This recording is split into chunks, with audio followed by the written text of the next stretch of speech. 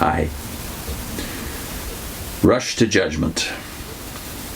Ray goes on, my wife had already informed Elder French in the phone conversation that we had guests arriving from out of state on Saturday, and that there was no way to communicate with them or change our plans. The following Monday, November 23, I again wrote to express my dismay at the hurried and inconsiderate manner in which the Judicial Committee was proceeding. That very afternoon, a phone call came from Elder French stating that the Judicial Committee would meet 2 days later on Wednesday evening, November the 25th, and make their decision whether I was present or not. I decided it was useless to mail the letter I had written to them.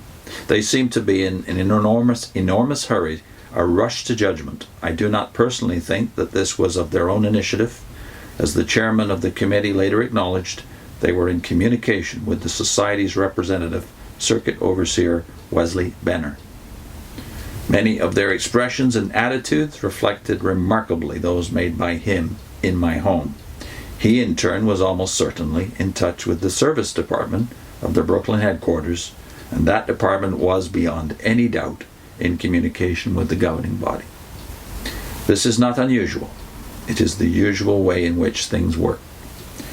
The methods employed were not surprising to me. They were simply depressing.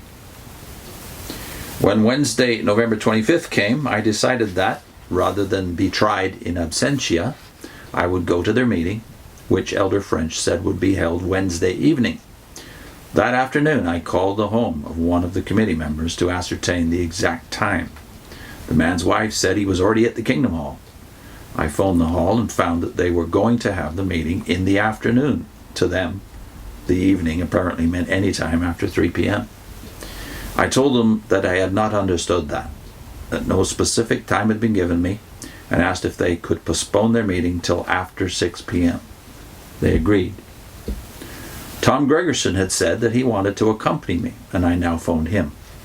On arriving at the Kingdom Hall, we went into the conference room where the Judicial Committee, Elders French, who was the chairman, Bryant, and Johnson were. They informed Tom that he could not be present except to give testimony. He said he wanted to be present since about 35 Jehovah's Witnesses worked for the company, Warehouse Groceries, of which he was an officer. He wanted to know just what position was being taken on this issue. Their answer was still no. After his departure, the committee opened the hearing and called in the witnesses. They were two, Dan Gregerson and Mrs. Robert Daly. Dan spoke first. He said he had seen me in the Western Steakhouse along with Peter Gregerson and our wives. This was the essence of his testimony. When he finished, I asked him when this was, and he acknowledged that it was in the summer, and hence before the September 15th, 1981 Watchtower, with its new ruling that called for treating anyone voluntarily disassociating himself the same as though he were disfellowshipped. I told the committee that unless they believed in ex post facto laws, Dan's testimony was irrelevant. The other witness was then asked to present her testimony. She testified to essentially the same thing as Dan, except that the occasion in the restaurant was after the publishing of the September 15, 1981 Watchtower. I readily acknowledged that I had indeed had a meal with Peter at the time she referred to. I also asked her if it was not the case that she and her husband, an elder in the East Gadsden congregation, had also eaten a meal with Peter.